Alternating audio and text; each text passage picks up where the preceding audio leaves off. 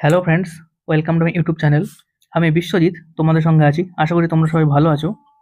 আজকে তোমাদের জন্য আরও একটা অঙ্কের ক্লাস নিয়ে এলাম। এটা হচ্ছে এসএসসি জিডির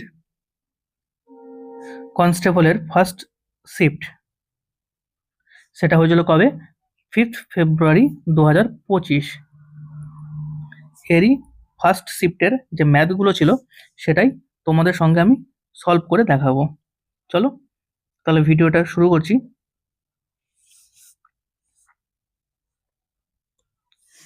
প্রথম ম্যাথটা দেখো কি বলছে। The average weight of Mandar, Ketan and Tushar হচ্ছে 45 কেজি। তাহলে মান্দার, কেতন এবং তুষারের ওয়েট হচ্ছে কত? 45 কেজি। তাহলে আমি এখানে লিখে দিই মান্দার প্লাস কেতন প্লাস তুষার এভারেজ ওয়েট 45 কেজি। তাহলে এদের সাম কত হবে? এদের সাম হবে 45 ইন্টু 3, মানে 135 কেজি।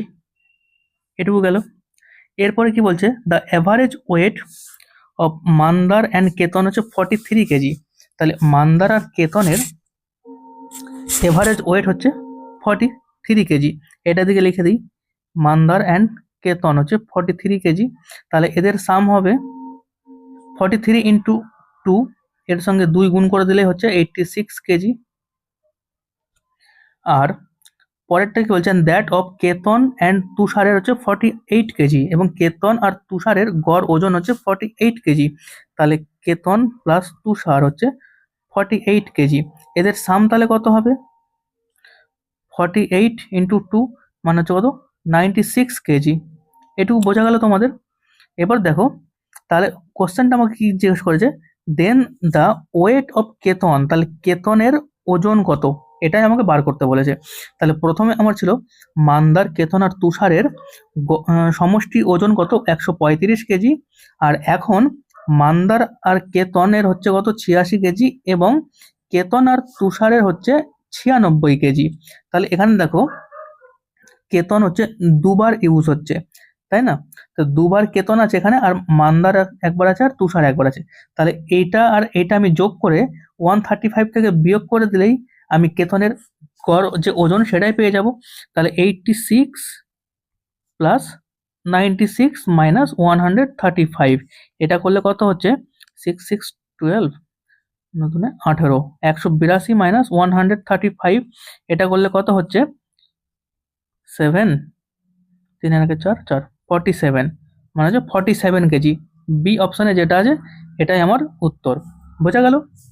চলো next math. A work can finished in a day, মানে একটা কাজ একদিনে শেষ করতে পারে। এর জন্য কতজন লাগে?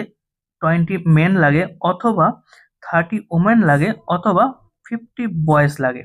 মানে 20 মেন অথবা 30 ওমেন, মানে 20 মেন অথবা 30 ওমেন অথবা 50 বয়েজ। এদের মধ্যে যদি কোনো একটা অংশ কাজ করে তাহলে তারা একদিনে কাজটা কমপ্লিট করবে। এবং তারপরে বলছে 2 men 5 boys and 5 boys work on alternate day, মানে প্রথম দিন যদি মেন কাজ করে পরের দিন বয়েজ কাজ করে। আর 6 women work on all days, এবং 6জন যে ওমেন আছে তারা প্রত্যেক দিন কাজ করে। তাহলে if men work on the first day then the work finish in dash days. যদি মেন প্রথমে কাজটা শুরু করে তাহলে কাজটা কতদিনে শেষ হবে? এটার জন্য আমাকে এই মেন, ওমেন আর বয়েজ টোটালটাকে যে কোনো একটা অংশে আনতে হবে। আমি সবাইকে ওমেনে নিয়ে আসি, যেহেতু ওমেনটা মিডিলে আছে। তাহলে 20 মেন ইজিক্যাল টু 30 ওমেন। তাহলে 1 মেন ইজিক্যাল টু কত হবে? 30/20, এটা কেটে দিলাম, মানে 3/2 ওমেন গেল। আবার এদিকে দেখো 50 বয়েজ ইজিক্যাল টু 30 ওমেন, তাহলে 1 বয়েজ ইজিক্যাল টু 30/50, এই 0 0 কেটে দিলাম, মানে 3/5 ওমেন। আর আমার কোশ্চেনে জিজ্ঞেস করছে, কোশ্চেনে দেখো কি জিজ্ঞেস করছে এখানে, 2 মেন, এই যে 2 মেন অ্যান্ড 5 বয়েজ। তাহলে 2 মেনটাকেও আমি ওমেনে কনভার্ট করি, তাহলে 2 মেন ইজিক্যাল টু কত হবে? 3/2 ইন্টু 2, এটা কেটে দিলাম, মানে 3 ওমেন হয়ে গেল এখানে। আর এখানে 5 বয়েজ ছিল, 5 বয়েজটাকে আমি ওমেনে কনভার্ট করি, তাহলে 5 বয়েজ ইজিক্যাল টু 3/5 ইন্টু 5, এটা কেটে দিলাম, মানে এখানেও 3 ওমেন। ঠিক আছে, এটুকু বোঝা গেল। তাহলে 2 মেন অ্যান্ড 6 ওমেন এরা একদিনে কাজ করে, আর 5 বয়েজ অ্যান্ড 6 ওমেন একদিনে কাজ করে। তাহলে এই 6 ওমেনটা দু জায়গাতেই আমার যোগ হবে। তাহলে এখানে 3 ওমেন ছিল, প্লাস 6 ওমেন যোগ করলে হয়ে যাবে কতদিন? 9 ওমেন। মানে মোট 9 ওমেন হচ্ছে একদিনে কাজ করে। বোঝা গেল? এবার দেখো অঙ্কটা এখান থেকে আমি করি। আমার এখানে বেরিয়ে গেছে 9 ওমেন, এটা দিয়ে আমার অঙ্কটা হবে।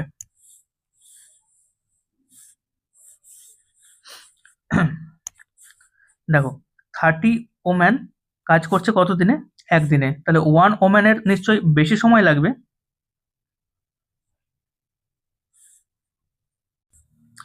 তখন এটা হয়ে যাবে কত? 30 ডেজ। আর 9 ওম্যান কত দিনে করবে? 30/9, এটা কাটো, 3 3 9 আর 10, মানে হচ্ছে কত? 10/3। এটাকে ফার্দার ভাগ করলে হয়ে যাবে কত? 3 × 1 = 3 দিন। তাহলে দেখো 3 × 1 = 3 দিন আমার বেরিয়ে গেল, মানে এই যে ডি অপশনে যেটা আছে এটাই আমার উত্তর। ঠিক আছে, চলো এবার নেক্সট ম্যাথ। 3 নম্বর ম্যাথটা দেখো, the selling price of A fan is RS 7,392 টাকা। অর্থাৎ কোন একটা ফ্যানের সেলিং প্রাইস কত? 7,392 টাকা। এবং এতে কি হয়? প্রফিট পার্সেন্টেজ হচ্ছে 32%। তাহলে কস্ট প্রাইস কত? তাহলে প্রফিট যদি আমার 32% হয়, মানে সিপি যদি আমার 100 হয়, তাহলে এসপি কত? 132। ঠিক আছে, তাহলে এই 132 এর মানে হচ্ছে আমার এইটা যেটা বলা আছে। তাহলে এটা আমি লিখে দিই, 132 = 7,392। তাহলে 1 = কত? 7,392/132। আর আমার যেহেতু সিপি বার করতে বলেছে, মানে 100 সমান কত? তাহলে ইন্টু 100। এবার এটাকে কাটাকুটি করো, দেখো তোমাদের উত্তর বেরিয়ে যাবে। এবার এটাকে কাটাকুটি করলে তোমাদের যে উত্তরটা বেরোবে সেটা সি অপশনে যেটা আছে এটাই উত্তর বেরোবে, মানে অত 5,600 টাকা। বোঝা গেল? চলো এবার নেক্সট ম্যাথ। 4 নম্বর ম্যাথটা দেখো কি বলছে, ইফ 2% অফ এক্স, মানে এক্স এর 2%, 2/100 = কত? 348। তাহলে এক্স এর মান কত? তাহলে এক্স বার করলে হয়ে যাবে। তাহলে আমি 2 দিয়ে এটাকে কেটে দিচ্ছি, কত হবে? 174। তাহলে এক্স = কত? 17400। এটাই আমার এক্স এর মান, মানে এ অপশনে যেটা আছে এটাই আমার উত্তর। Next math. 5 নম্বরটা দেখো কি বলছে, LCM and HCF of two numbers are 168 and 14। মানে কোনো সংখ্যার লসাগু এবং গসাগু যদি 168 এবং 14 হয়, এবং তার মধ্যে একটি সংখ্যা হচ্ছে কত? 42, তাহলে আদার্স নাম্বারটা কত? মানে অন্য সংখ্যাটা কত? এটার জন্য যে ফর্মুলা আমি তোমাদের বলেছিলাম সেটা কি? লসাগু ইন্টু গসাগু বাই একটি সংখ্যা। ঠিক আছে, তাহলে এখানে লসাগু বলেছে কত? 168, আর গসাগু 14, আর একটি সংখ্যা কত? 42। এটা করলে হয়ে যাবে। তাহলে 14 দিয়ে আমি 42কে কাটছি 3, 3 দিয়ে 3 5 15, 1 3 6 18, মানে কত? 56। এটাই আমার উত্তর হয়ে গেল। তাহলে ডি অপশনেরটাই আমার অ্যান্সার। 7 নম্বরটা দেখো কি 6 নম্বরটা দেখো কি বলেছে, এটা একটা ভালো ম্যাথ। ইফ, মানে find the third proportional of 3 + √2 and 2√2, 2√7। 3 + √2 and 2√7, এটার মান কত আমাকে বার করতে বলেছে। থার্ড প্রপোর্শনাল, তাহলে এটা কি করতে হবে? থার্ড প্রপোর্শনাল মানে হচ্ছে কি তৃতীয় সমানুপাতিটা কত হবে। এটা করার জন্য যে একটা ফর্মুলা বলেছিলাম, A/B = B/C। বোঝা গেল? মানে আমি সি এর মানটা এখানে বার করব। তাহলে এর মান কত বলেছে? 3 + √2। বি এর মান কত? 2√7 = আবার এখানে বি যাবে 2√7, আর এখানে সি এর মান বেরোবে, মানে এটা হচ্ছে তৃতীয় সমানুপাতি বেরোলো। তাহলে সমান চিহ্ন থাকলে এই কোনাকুনি গুণ হবে। তাহলে এখানটায় সি ইন্টু 3 + √2 আর এখানে 2√7 ইন্টু 2√7, 2√7 ইন্টু 2√7, তাহলে এখানে কত হবে? প্রথমে যাচ্ছে 3 ইন্টু 3 প্লাস √2 ইজিক্যাল টু এখানে 2 আর 2 মানে 4 ইন্টু 7, মানে হয়ে যাবে কত? 28। তাহলে এখানে হয়ে গেল আমার 28, বোঝা গেল? এখানে আমার হয়ে গেল 28। এরপরে আমি দেখো করছি, এটুকু আমি ওপরেরটু একটু মুছে দিই, তোমাদের বুঝতে সুবিধা হবে।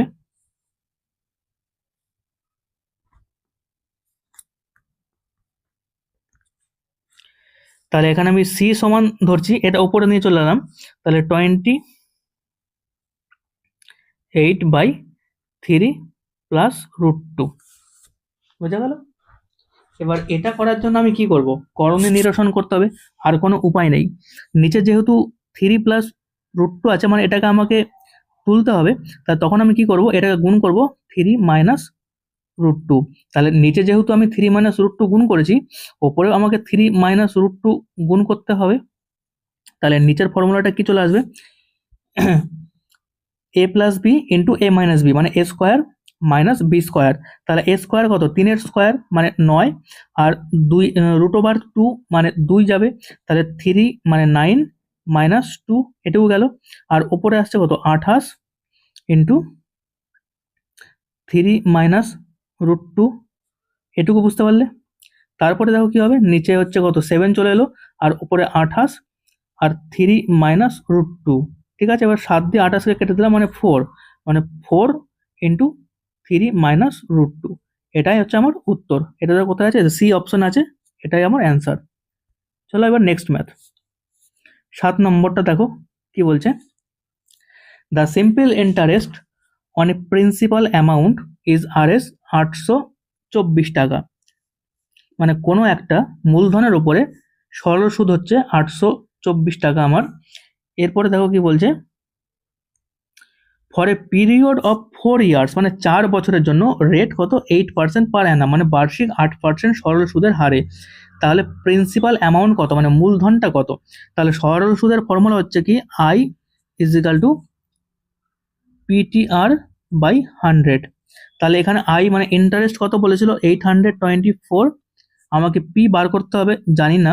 টাইম হচ্ছে 4 ইয়ার্স এবং রেট হচ্ছে 8% বাই 100। এবার কাটাকুটি করো, 8 দিয়ে যদি আমি কাটি, 8 একে 8, 0, 3 8 24, 4 দিয়ে এটাকে কাটছি, 2 50, আবার 2 দিয়ে কাটলাম 25, মানে পি সমান সমান কত? 103 ইন্টু 25। তাহলে এটাই আমার উত্তর হবে 103 মানে 25, মানে 2575, এটাই আমার উত্তর। বোঝা গেল? চলো এবার নেক্সট ম্যাথ। 8 নম্বরটা দেখো কি বলছে, what will be the difference between sell price in RS মানে রুপিসে of a book with a mark price 1500, মানে কোনো একটা বইয়ের বিক্রয়ের ওপরে যে ডিফারেন্স মানে পার্থক্য কত হবে যদি সেই বইটার মার্ক প্রাইস মানে হচ্ছে কি দাম ওই বইয়ের ওপর লেখা আছে হচ্ছে কত? 1500 টাকা। তাহলে আন্ডার দ্য ফলোয়িং ডিসকাউন্ট, এই নিচে যে ডিসকাউন্ট দুটো দেওয়া আছে এর মধ্যে, তাহলে প্রথম ডিসকাউন্ট দিচ্ছে 2 সাকসেসিভ ডিসকাউন্ট অফ 20%, মানে পরপর দুটো ডিসকাউন্ট দিচ্ছে 20% করে। তাহলে এখানে মোট ডিসকাউন্ট হচ্ছে কত? যেটা একটা ফর্মুলা আছে তোমাদের, আমি এর আগেও বলেছিলাম, X plus Y by X Y into 100।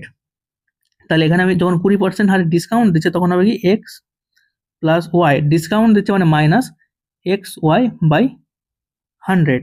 তাহলে এক্স প্লাস ওয়াই মানে কত?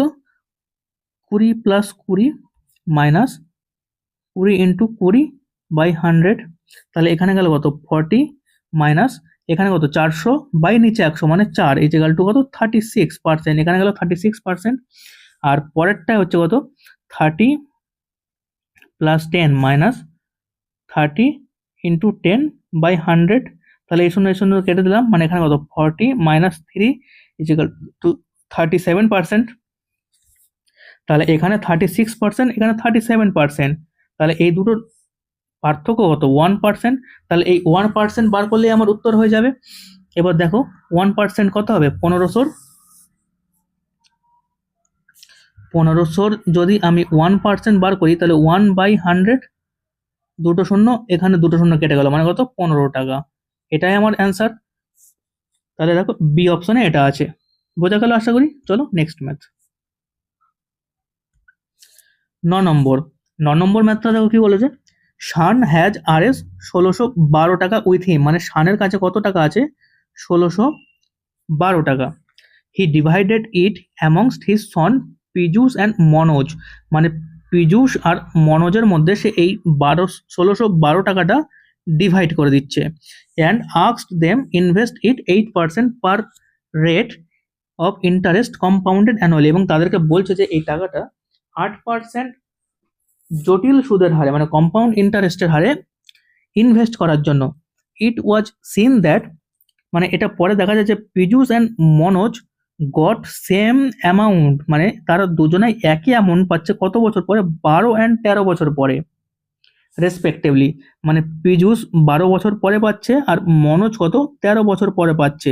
আর সুদের হার কত, 8%। তাহলে 8% ইজিক্যাল টু কত, 8/100।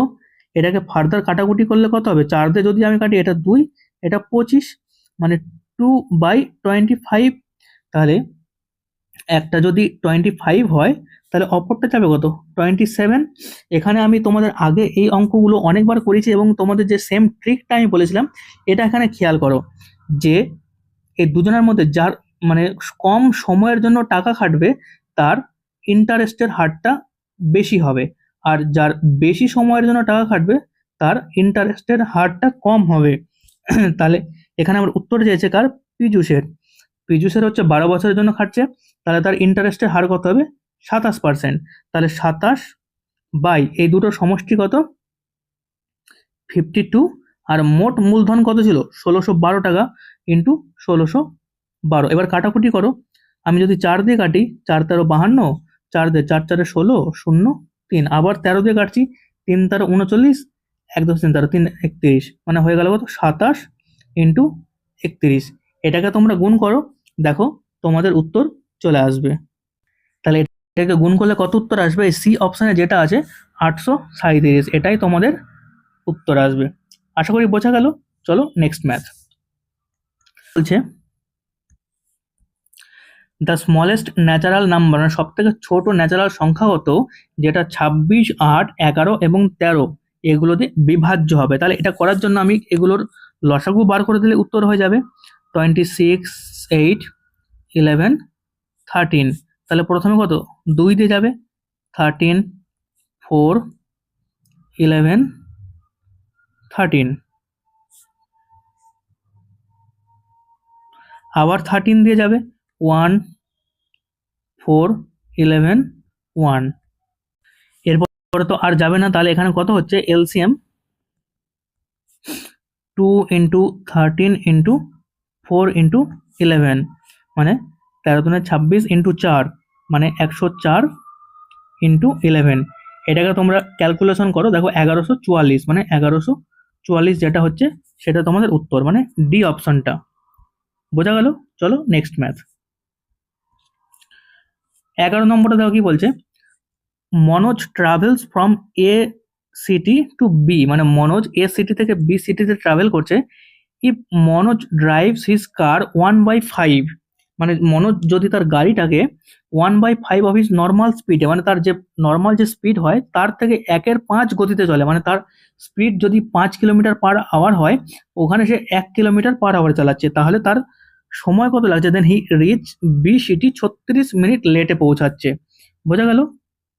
দেখো মনোজ যেটা বলছে 1/5 কিলোমিটার/আওয়ারে গাড়ি চালাচ্ছে, মানে তার অ্যাকচুয়াল স্পিড হওয়া উচিত ছিল 5, সেখানে হয়ে গেছে কত, 1, মানে এটা কিলোমিটার/আওয়ার। বোঝা গেল। এখন সে গাড়ি চালাচ্ছে কত, একে একে গাড়ি চালালে তার তো টাইম বেশি লাগবে, তাহলে এর যে কিলোমিটার আর টাইম, মানে এটা হচ্ছে উল্টো প্রপোর্শনাল। তাহলে 5 কিলোমিটার/আওয়ারে গেলে তার টাইম কত লাগতো, 1 লাগতো, আর 1 কিলোমিটার/আওয়ারে যাচ্ছে মানে তার টাইম কত লাগছে, 5। এটা হচ্ছে সময়। এটা হচ্ছে কি সময়। তাহলে সময় আর স্পিড দুটো হচ্ছে কি পরস্পর ব্যস্ত সম্পর্ক। তাহলে এই সময়ে মানে গ্যাপ কত, এখানে 4, তাহলে এই 4 এর মান হচ্ছে 36 মিনিট। 4 এর মান আমার 36 মিনিট। আর উত্তর আমার চেয়েছে কি, Manoj would have taken to travel from city A to B if he drove his normal speed, মানে মনোজ যদি তার নর্মাল স্পিডে যেত তাহলে তার কত সময় লাগতো। তাহলে নর্মাল স্পিডে যেতে গেলে তার সময় কত লাগবে, এই এক সময় লাগবে। এবার যদি সে 4 কমে যাচ্ছে, মানে 4 যদি কমে যায় তাহলে তার সময় বেশি লাগছে 36 মিনিট। তাহলে একে গেলে কত লাগবে, 1 ইকুয়াল টু 36/4, এটা কাটো, দেখো 9, মানে হচ্ছে 9 মিনিট। মানে ডি অপশনে যেটা আছে এটাই আমার উত্তর। বোঝা গেল? চলো নেক্সট ম্যাথ। 12 নম্বরটা দেখো কি বলেছে, একটা সরল দিয়েছে। প্রথমে দেখো 50/5, এটা প্রথম ব্র্যাকেট আছে আর সব থেকে শুরুতে থার্ড ব্র্যাকেট দিয়ে অঙ্কটা শুরু হয়েছে। তারপরে ইন্টু 72/3 প্লাস 12/1 ইন্টু 8 - 7। দেখো অঙ্কটা তোমাদের হয়তো দেখে জটিল মনে হচ্ছে, কিন্তু অতটাও জটিল নয়। তাহলে আমি প্রথমে এখান থেকে অঙ্কটা শুরু করছি। 8 - 7 মানে কত, 1 হলো। তার আগে 1 মানে গুণ আছে। এবার আমি এখান থেকে শুরু করছি।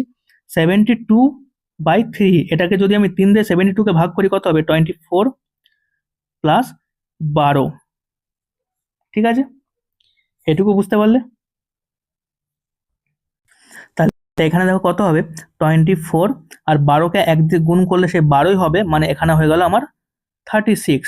মানে এইখান থেকে যেটুকু ছিল এই সেকেন্ড ব্র্যাকেটে এইটুকুর কাজ হয়ে গেল আমার 36। আর প্রথমে আছে কত, 50/5, মানে এখানে কত 10। তাহলে 10 ইন্টু 36 রেজাল্টটা কত, 360। এই ডি অপশানে যেটা আছে এটাই আমার উত্তর। বোঝা গেল? চলো এবার নেক্সট ম্যাথ।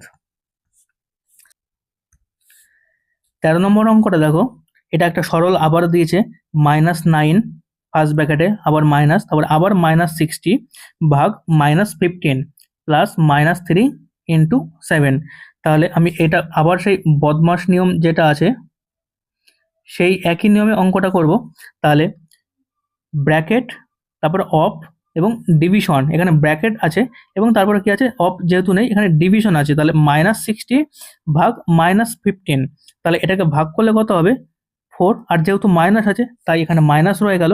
এবং এখানে প্রথমে ছিল কত, -9, তারপরে এটা ব্র্যাকেটে রইল, এর মাঝে মাইনাস ছিল, আর তারপরে প্লাস এখানে -3 ইন্টু 7 মানে কত, 21।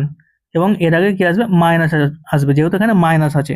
তাহলে হয়ে গেল কত, -9, এখানে কি মাইনাসে মাইনাসে, আর সরি এই প্রথম যে মাইনাস মানে ছিল এই দুটো কেটে গেল। তাহলে এখানে শুধু 4 পড়ে থাকবে, মানে -4 আর প্লাসে মাইনাসে -21। তাহলে হলো কত, 21। আর সব জায়গায় যেহেতু মাইনাস আছে তাহলে সব কটায় যোগ হয়ে যাবে। তাহলে 21 আর 4 25 আর 9 মানে 34। আর যেহেতু বড়টার সাইন এখানে মাইনাস ছিল তাই এখানে মাইনাস হয়ে গেল। তাহলে এটা -34, অর্থাৎ এই অপশনে যেটা আছে এটাই উত্তর। এটা দেখো কি বলেছে, Sachin sold 152 chair and had a gain equal to selling price of 52 chairs. মানে সচিন 152টা চেয়ার বিক্রি করে 52টা চেয়ারের বিক্রয় মূল্যের সমান লাভ করছে। অর্থাৎ এসপি যদি আমি 152টা ধরি তাহলে সিপি কত, 100। এটার উপরে তো সে 52টা লাভ করছে, তাহলে আমার লাভের পার্সেন্টেজ কত, এই দুটো বিয়োগ করে দিলে হয়ে গেল 52% হচ্ছে আমার লাভ। মানে সি অপশনে যেটা আছে এটাই উত্তর। এবার পর চলো নেক্সট ম্যাথ। 15 নম্বরটা দেখো, a university has 500 faculty members male এবং ফিমেল অনলি। তাহলে একটা ইউনিভার্সিটিতে মেল এবং ফিমেল মেম্বারদের মিলে 500 জন মেম্বার আছে এবং তাদের মধ্যে 60% হচ্ছে ফিমেল। তাহলে ফিমেল সদস্য কত, 500-এর 60% মানে হচ্ছে কত, এই দুটো কেটে দিলাম, তাহলে 50 × 6 মানে 300, এটা গেল ফিমেল। তাহলে বাকিটা মেল হবে, তাহলে মেল কত, 200 মেল। এবার বলেছে the average height of female, এবার ফিমেলদের এভারেজ হাইট কত 162 centimetre and that of males is 168 metre. তাহলে ফিমেলদের এভারেজ হাইট হচ্ছে তাহলে 300 ইন্টু 162, মানে 3 দুনে 6, 3 6 18, আর 3 1 3 4, 4860, এটা হচ্ছে সেন্টিমিটার ফিমেলদের সমষ্টি, মানে হাইটের সমষ্টি। আর মেলদের হাইট কত, মেল হচ্ছে কত 168 ইন্টু 200, সরি এখানে আরেকটা শূন্য আসবে, তাহলে এটার কত হবে 8 দুনে 16, 6 হাতে 1, 6 দুনে 12, 13, 3 হাতে 1, 2 1 3 আর 3, মানে দুটো শূন্য, 33,600 সেমি। এটা হচ্ছে মেল হাইট আর এটা হচ্ছে ফিমেল হাইট, বোঝা গেল? এবার এই দুটোকে আমি যোগ করে দিই, 33,600 আর 48,600, এই দুটোকে যোগ করলে কত হবে 82,200, এটা তো হয়ে গেল সমষ্টি। এটা হচ্ছে টোটাল মেল এবং ফিমেল টোটাল হাইটের সমষ্টি বাই 500 টোটাল মেম্বার ছিল, তাহলে এই দুটো শূন্য কেটে গেল, মানে 822/5, এটাই হচ্ছে সমস্ত মেম্বারদের মানে গড়। তাহলে এটাকে যেহেতু ভাগ করতে গেলে অনেকটা টাইম লাগবে, তাই আমি নিচে শূন্য আনার জন্য 2 দিয়ে আমি গুণ করে দিচ্ছি। তাহলে কত গেল, নিচে 10 আর উপরে কত 2 দুনে 4, 2 দুনে 4, 8 দুনে 16, মানে 1644/10, মানে কত 1644/10। তাহলে একটা শূন্য নিচে যেহেতু 10 আছে, আমি একটা শূন্যর আগে দশমিক আগে শূন্য বসিয়ে দিলাম, তাহলে অ্যান্সার কত 164.4, মানে ডি অপশনে যেটা আছে এটাই আমার উত্তর। বোঝা গেল? চলো নেক্সট ম্যাথ। 16 নম্বরটা দেখো কি বলছে, the men proportion between 2.8 and 0.07, মানে এদের মেন প্রপোর্শন মানে গড় কত, এটা করার জন্য কি করবে, √2.8 ইন্টু 0.7, এটাকে গুণ করলে কত হবে 196, আর দুটোর আগে যেহেতু দশমিক আছে তাহলে এখানে দশমিক বসে গেল।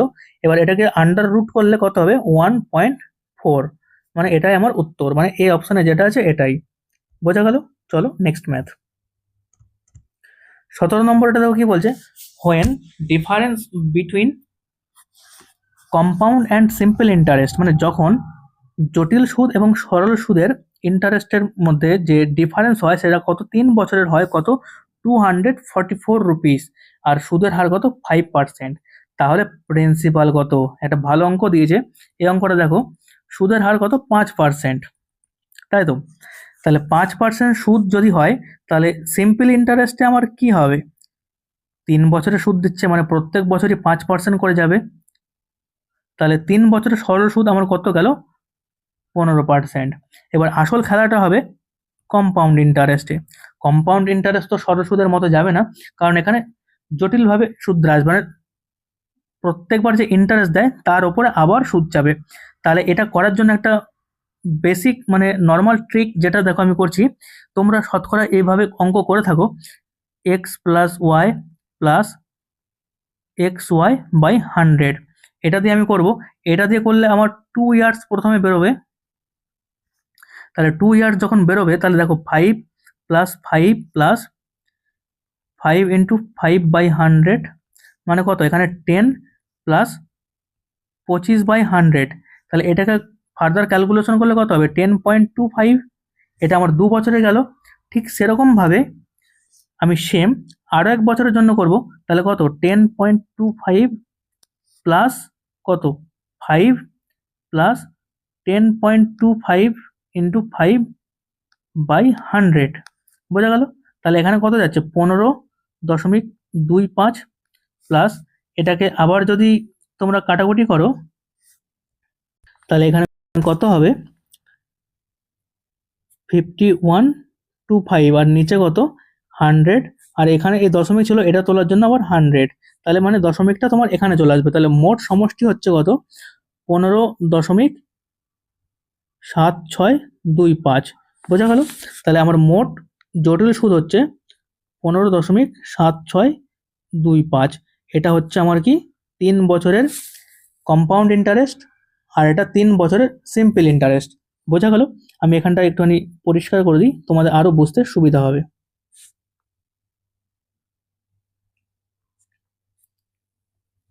দেখো, 3 বছরের কম্পাউন্ড সরল সুদ গেল এটা, আর 3 বছরের কম্পাউন্ড ইন্টারেস্ট গেল এটা। তাহলে এই দুটোর মধ্যে ডিফারেন্সটাই আমার হচ্ছে কত, 0.7625।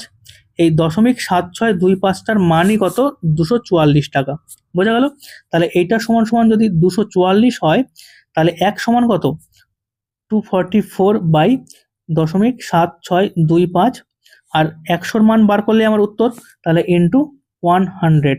আর এই দশমিকটা তোলার জন্য ওপরে একের পিঠে আবার 4টে শূন্য বসবে। এবার কাটাকুটি করো। কাটাকুটি যদি আমি করি, প্রথমে ধরো আমি 5 দিয়ে কাটছি, 20, 5 15 75, 5 দুনে 10, 5 5 25। আবার 5 দিয়ে কাটি, 5 দিয়ে 4, 5 দিয়ে 3 0 5। আবার যদি এটাকে 5 দিয়ে কাটি, 2 1 2 3, আর এখানে কত, 61। তাহলে 61 4। তাহলে মোট কত হচ্ছে, 4 × 200। তাহলে সমান কত, 16 × 200, মানে কত যাচ্ছে, 32,000। বোঝা গেল? 32,000 মানে সি অপশনে যেটা আছে এটাই আমার অ্যান্সার।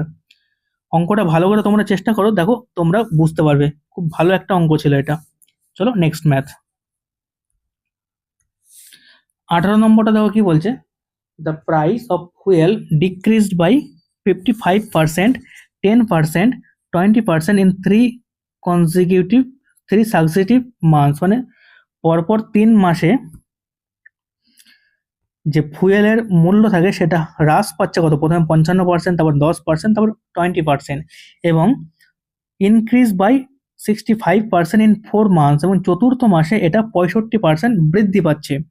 তাহলে হোয়াট ইজ দ্য পার্সেন্টেজ, মানে ইনক্রিজ অ্যান্ড ডিক্রিজড মানে বৃদ্ধি বা হ্রাসের শতকরা হার কত, in the 4 month as compare to its original price. মানে প্রথমে যে অরিজিনাল প্রাইসের মূল্য ছিল এবং তারপরে হ্রাস বা বৃদ্ধির পরে এর মূল্য কত হয়েছে, সেটা শতকরা হার কত। তাহলে আমি দেখো প্রথমে করবো অতি 55% মানে কত, 55/100 মানে হচ্ছে কত, 11। 5 দিয়ে কাটছি, 11/20। তারপরে হচ্ছে 10% ইজিক্যাল টু কত, 10/100 মানে হচ্ছে কত, 1/10। আবার সেম 20% ইজিক্যাল টু 20/100 মানে কত, 1/5। আর চতুর্থ মাসে কি হচ্ছে, 65%, এটা সমান কত, 65/100। 5 দিয়ে কাটলে 13/20। এটুকু বোঝা গেল? তাহলে প্রথম মাসে দেখো কি, নিচেরটা হচ্ছে অ্যাকচুয়াল প্রাইস এবং ওপরেরটা হচ্ছে কি হ্রাস পাচ্ছে, হ্রাস পাচ্ছে। তাহলে অ্যাকচুয়াল প্রাইস প্রথমে ছিল কত, 20, এবং 11 হ্রাস পাচ্ছে, মানে হচ্ছে কত, 9। দ্বিতীয় মাসে সেরকম অ্যাকচুয়াল প্রাইস ছিল 10, হ্রাস পাওয়ার পর হচ্ছে 9। চতুর্থ মাসেও অ্যাকচুয়াল প্রাইস ছিল 5, হ্রাস পাওয়ার পরে কত হচ্ছে 4। আর ফোর্থ মান্থে কি হচ্ছে, বৃদ্ধি পাচ্ছে। 20 অ্যাকচুয়াল প্রাইস ছিল, 13 বৃদ্ধি পেয়ে কত হচ্ছে, 33। তাহলে অ্যাকচুয়াল প্রাইস এটা আমি গুণ করে দিই, 20 20 400, 4000 আর 5 মানে কত, 20,000 হলো। আর হ্রাস বা বৃদ্ধি পাওয়ার পরে এটা যেটা হচ্ছে, এটাকে গুণ করলে কত হবে, এটাকে গুণ করলে হবে তোমার 10,692। তাহলে দেখো অ্যাকচুয়াল প্রাইস ছিল 20,000, আর তারপরে হচ্ছে কি হ্রাস পাওয়ার পরে এটা হয়ে যাচ্ছে, তাহলে কত কমছে, এটা এখানে কমছে। তাহলে হচ্ছে কমছে কত, 9,308 কমছে। কোত্থেকে কমছে, 20,000 থেকে কমছে। তাহলে এটা দেখো আমি করে দিচ্ছি এখানে, ওপরটা একটু মুছে দিই, তাহলে বুঝতে সুবিধা হবে।